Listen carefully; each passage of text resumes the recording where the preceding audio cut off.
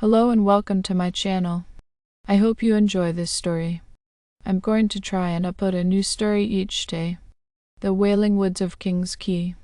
Chapter 1: The Invitation. Holly Arnold had heard the stories about the King's Quay woods since childhood.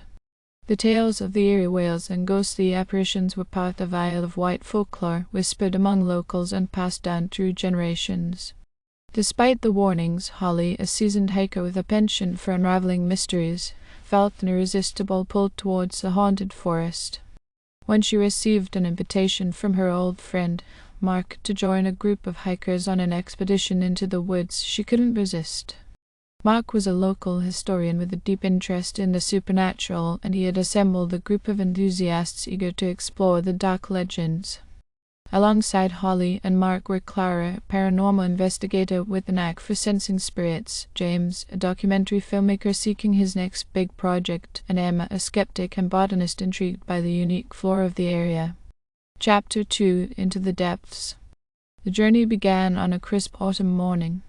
The sky was overcast, casting a gloomy pall over the landscape as they set off from the village. The path to the heart of King's Quay woods was well trodden at first, but it grew narrower and more overgrown as they ventured deeper. The air became cooler, and an unsettling silence enveloped them, broken only by the occasional rustling of leaves and the distant calls of birds. As the sun dipped below the horizon, the group reached the old stone archway that marked the entrance to the forest's deeper, uncharted regions. Mark paused, recounting the legend of the cursed woods. According to lore, the forest was the site of a massacre during the English Civil War. The spirits of the fallen soldiers were said to haunt the woods, their wails echoing through the trees at night. Chapter 3: The First Wail. The group set up camp near a small clearing, lighting a fire to ward off the encroaching darkness. They sat around the flickering flames, sharing stories and laughter to stave off the growing unease. As the night deepened, a chilling wail pierced the air, freezing their laughter. It was a mournful, anguished cry that seemed to come from all directions at once. Clara stood up, her face pale. "That was no animal," she whispered. "The spirits are restless tonight." Holly felt the shiver run down her spine. The wail was followed by an eerie silence, broken only by the crackling of the fire. James, ever the skeptic, dismissed it as the wind. But as the night wore on, the wails grew more frequent and closer, until they seemed to be coming from just beyond the ring of light cast by their fire. Chapter 4: The First Apparition. Unable to sleep, Holly decided to take a walk around the camp. She moved cautiously, her flashlight cutting through the darkness. As she reached the edge of the clearing, she saw a faint, glowing figure among the trees. It was a soldier, his eyes hollow and his face twisted in agony. He raised a hand as if to beckon her closer. Holly stumbled back, her heart racing. She rushed back to the camp, where the others were already on edge. "I saw one," she gasped. "A soldier," he was trying to communicate. Clara nodded solemnly. "They want something from us. We need to find out what it is." Chapter 5: The Search for Answers. The next day, the group ventured further into the woods, guided by Clara's intuition and Holly's determination. The forest grew denser, the trees closing in around them like skeletal fingers. They found signs of the old battle, rusted weapons, fragments of uniforms, and long-forgotten graves. As they explored, they encountered more apparitions. The soldiers seemed to be reliving their final moments, caught in an endless loop of suffering. The wails grew louder and more desperate, urging the group to uncover the truth. They reached a clearing where an ancient oak stood, its gnarled branches reaching skyward like the arms of a tortured soul. At its base was a stone monument, overgrown with moss and ivy. The inscription was barely legible, but Mark deciphered it, a tribute to the fallen soldiers of both sides buried together in a mass grave beneath the tree. Chapter 6: The Revelation. As they stood before the monument, the ground trembled, and the air grew cold. The spirits materialized around them, their faces contorted with pain and longing. Clara stepped forward, her eyes closed, communicating with the restless souls. "They are trapped here," she said, her voice trembling. "They cannot find peace because their deaths were never acknowledged. They need a proper memorial, a recognition of their sacrifice." Mark nodded, his voice filled with resolve. We can do that. We can tell their story and ensure they are remembered. Chapter 7. The Final Rest. The group worked tirelessly over the next few days, gathering materials and documenting the history of the battle. James recorded their findings, while Emma researched the local archives. They erected a new monument, a proper tribute to the fallen soldiers, with names and details painstakingly etched into the stone. On the final night, they gathered around the new memorial and held a solemn ceremony. Clara led them in a prayer, asking for the spirits to find peace. As the last words were spoken, a hush fell over the forest. The wails ceased, and the apparitions faded, their faces serene at last. Chapter 8. The Aftermath. The group returned to the village, changed by their experience. Holly felt a sense of fulfillment, knowing they had brought peace to the haunted woods.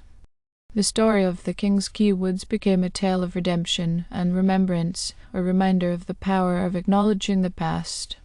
Years later, Holly would often return to the Isle of Wight, visiting the memorial they had erected.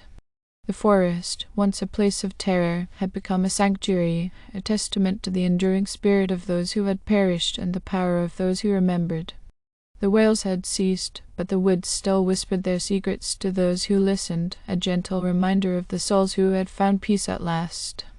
Chapter 9. A New Beginning. Years passed, and the King's Quay woods became a place of historical significance and tranquil beauty. Visitors came not out of fear, but out of respect and curiosity. The stories of haunted Wales had faded, replaced by tales of how a brave group had brought peace to restless spirits. Holly Arnold's life had changed significantly since the expedition. She became an author, writing about her experiences and other supernatural phenomena. Her book, The Wailing Woods, A Journey to Peace, became a bestseller, bringing attention to the historical events and the importance of acknowledging the past. Chapter 10. An Unexpected Call. One crisp autumn morning, Holly received a call from Mark. His voice was urgent and tinged with excitement. "Holly, you need to come back to the Isle of Wight. There's something new happening in King's Quay." Holly's heart skipped a beat. She hadn't been back to the woods in years, but the pull of the place was still strong. She packed her bags and took the next ferry to the island, her mind racing with possibilities. Chapter 11. The Return. Holly arrived at the village to find Mark waiting for her. He looked older, but his eyes still held the same fervor she remembered. He led her to the edge of the woods, where a small group of researchers and historians had gathered. "We found something," Mark said, leading her to a newly uncovered site deeper within the forest. There, nestled among the trees, was the entrance to a hidden underground tunnel. The entrance was covered in ancient runes and symbols, unlike anything they had seen before. Chapter 12. The Hidden Chamber. With flashlights in hand, Holly, Mark, and the team ventured into the tunnel. The air was damp and filled with the scent of earth and decay. The passageway led to a hidden chamber filled with artifacts and relics from the past.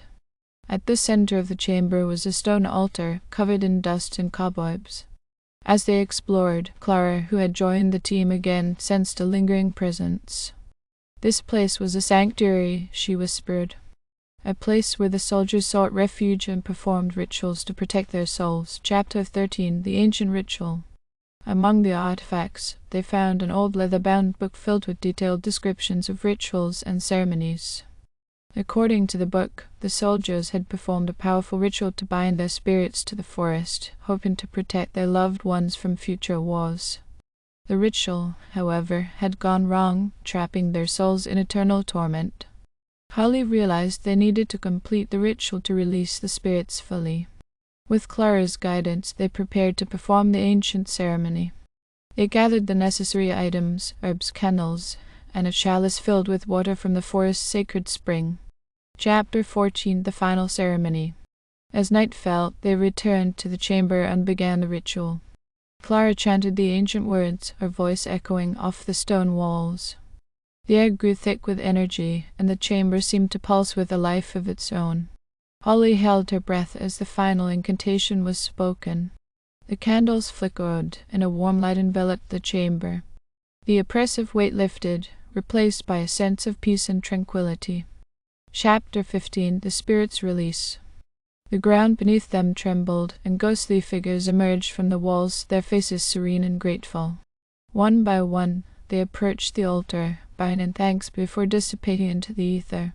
The last spirit, the soldier Holly had seen years ago, lingered for a moment, his eyes meeting hers. "Thank you," he whispered before fading away. Chapter 16: The Legacy. With the spirits finally at peace, the King's Quay woods became a place of healing and reflection. Holly and the team documented their findings, ensuring that the true history of the forest was known and respected. The new memorial became a site of pilgrimage, attracting people from all over the world who sought to connect with the past and learn from it. Holly continued to write, her works inspiring others to seek out the forgotten and the unknown, to bring light to the darkest corners of history. The forest, once a place of terror, had transformed into a beacon of hope and remembrance. The wails were gone, but the whispers remained, a gentle reminder of the power of courage, compassion, and the enduring strength of the human spirit. Thank you for listening. I hope you enjoyed this story. Please don't forget to like, and even better, like and subscribe. Thank you very much, and I hope you have had a great day.